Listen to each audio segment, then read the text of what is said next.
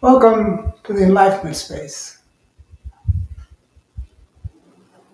I'm pleased to be here with you, and I hope you're pleased to be with me.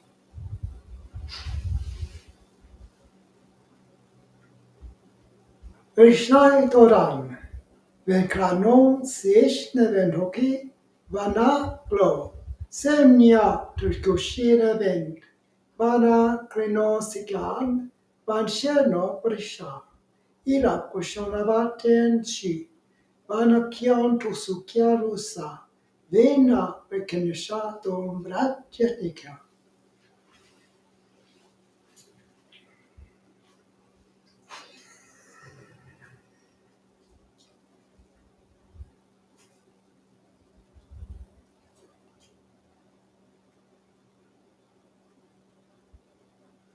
To realize how much energy one uses clinging to the past,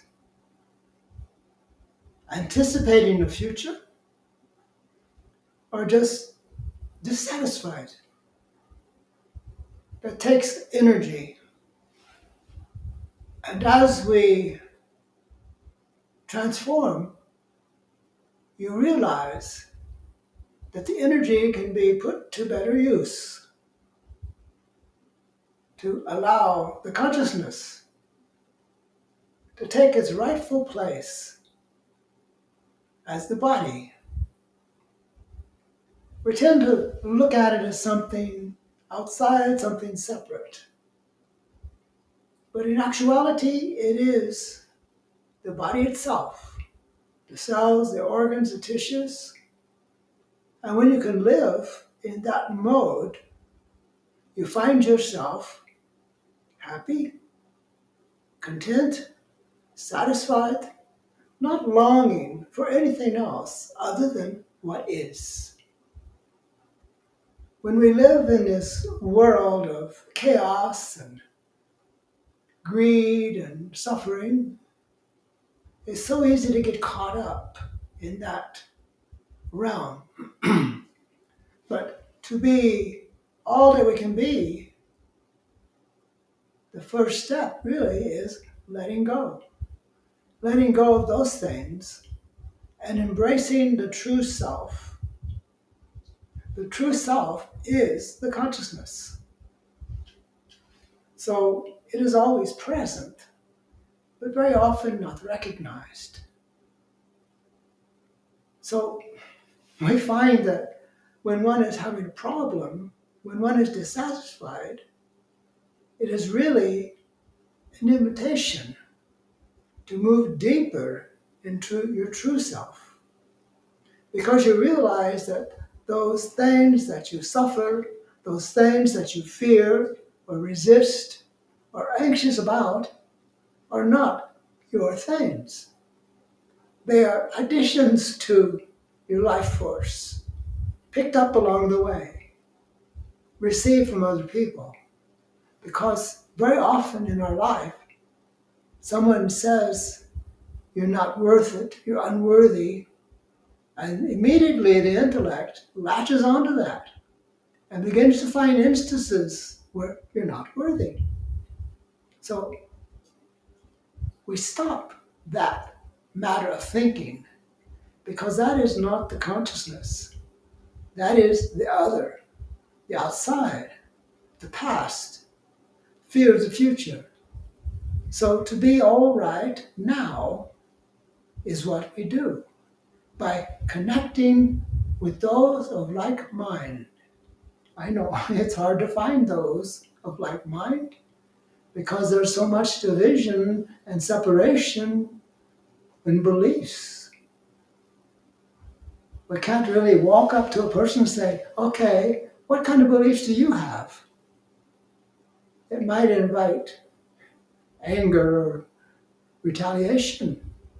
But you can sense from your beingness, from the very core of yourself, where a person's coming from, if you are willing to listen to yourself. Listen deeply to yourself. What does it have to say? What is it doing? which direction is it moving in? For the consciousness is always in movement, in transition, always stating and moving into a higher place of possibility, provided the energy is there. But when we are distracted, when we are fearful, when we are resistant or anger, that is sucking the life force out of the body.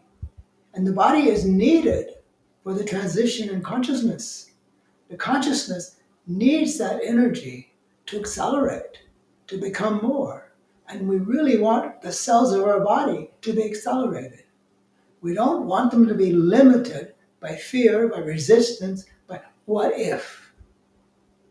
What if is maybe the biggest limitation to our advancement. What if? What if I fail? What if it's not right? What if, what if, what if? There's no end to what ifs. And what ifs are programs and beliefs from the past. We always have instances where something didn't work. And when you look back at it, you realize it's a good thing it didn't work, because what kind of a mess would you have been in if it had worked? We always feel like I did something wrong. I said something out of place. But when you listen to your heart never fails. From the heart, it always knows. Now the brain, different story.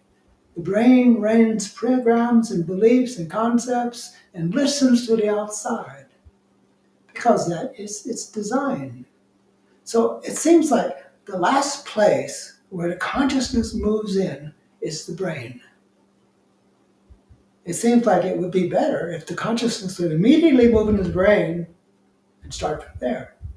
But it seems to be working up through the body, cell by cell, organ by organ, tissue by tissue, to approach the intellect, the brain, to bring about this change. And believe me, it is a change, because one no longer thinks from the past. One no longer thinks from the future. You think to immediate presence. What is now? You can't find very many people that can live in that situation. What is now? Because we're afraid of what might happen. We're afraid we won't be enough. We're afraid. Stop the fear. Consciousness stops the fear. I can say the consciousness eats fear for dinner. You see, it uses the energy. And that energy is a process of ascension, of becoming, of transcending, of being more. So we just relax and allow it to be all it can be, moment by moment. And you find the validation of the consciousness when you're willing to let go of the past, let go of those energy using mechanisms of the body of fear and doubt and what I did wrong, what I did right, what I didn't do, what I should have done. All of those are beside the point. What is it now?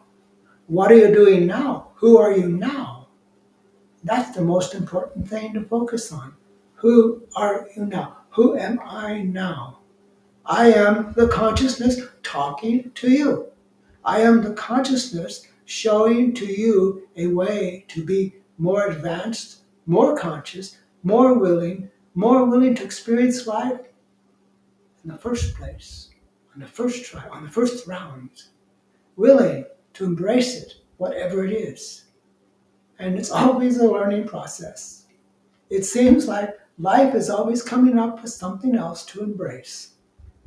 So if we can embrace it with joy and acceptance and love and allowing, it's easy. But if we can't do that, it's difficult. And when you run into something that's difficult, you need to pay attention. Why is it difficult? Most likely it's a belief hanging on that's saying this is the way it's supposed to be. This is how it is. This is how it's supposed to be. And you find that the intellect really doesn't run the truth. It runs on programming. It's like a computer that is programmed to be a certain way. In consciousness, there's no programming. There's just simply space, allowing oneself to be all that you can be moment by moment, allowing life to flow freely as consciousness within the body. Transformation takes place from that place. Allow, embrace, discover. It's about discovering who you really are. You see, who are you really? Not who you believe, not what you've been told, but who are you really? Being consciousness is the only way. Being conscious of yourself. It's kind of like being conscious of the consciousness that is flowing freely as you, moment by moment.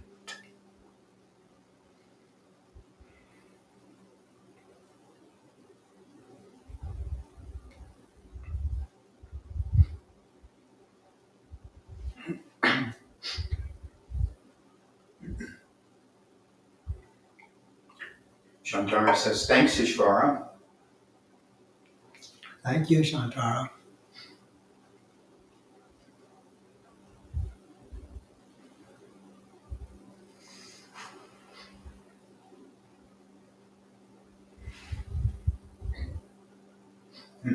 Yomana says, thank you. All love now. Thank you. Thank you, Johannes.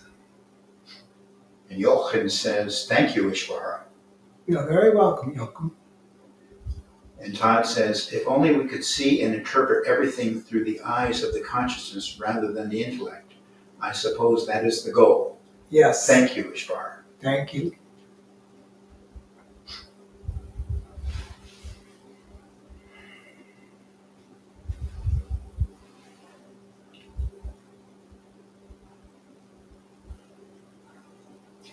Anand and Slava say, thank you, Ishvara. Much love.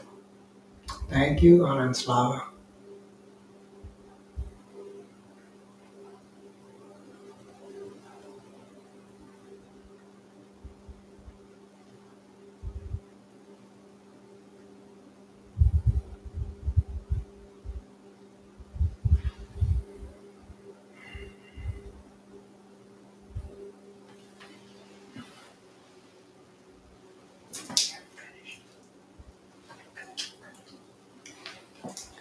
Thank you for being with us today.